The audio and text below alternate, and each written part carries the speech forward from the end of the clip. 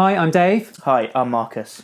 And the 20th of June every year is World Refugee Day, and the week around it is World Refugee Week, helping to raise awareness and appreciation of and support for refugees all around the world. Refugees are people who have fled war, violence, conflict or persecution and have crossed an international border to find safety in another country. Have a look at these celebrities. What do they all have in common? They are all, in fact, refugees. More people than you might think have this as part of their story. Did you know Jesus was actually a refugee? When Jesus was still a toddler, King Herod had heard that a new king had been born, and he tried to stop him by having all boys aged 2 and under killed. So Jesus, with his parents Mary and Joseph, fled across international borders to Egypt as refugees seeking safety. I wonder if you can try and imagine what it must be like to be a refugee. Take a look at this.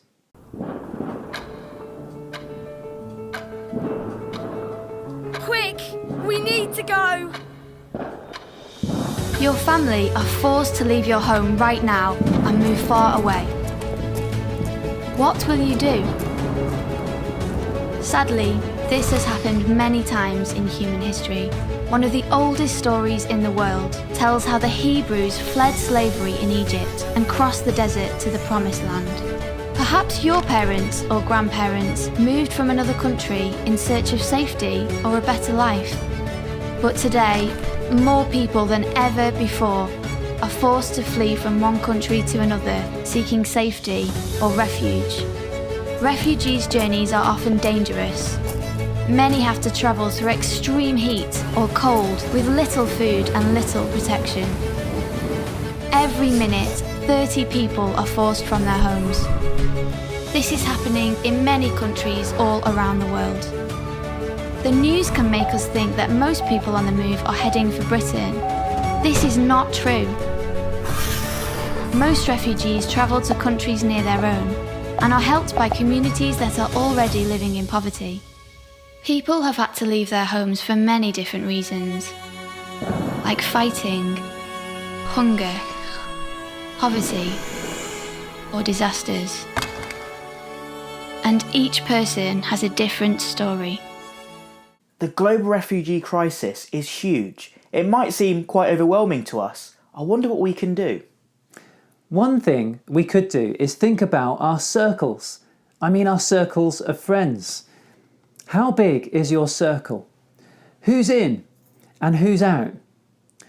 Have a think about the kind of people that you're friends with already, the kind of people you're happy to hang out with. Are they all a bit like you? Are they all in common somehow? Have a think about the people who you are not friends with, really. Are there people you would never be friends with? And if not, why not? Maybe, I hope not, but maybe you're a bit like Shrek in those films. At the beginning of the story, he's a circle of one, isn't he? And he's guarding his swamp against anyone who would try and enter in. I hope none of you have a circle of one. I hope you have bigger circles than that.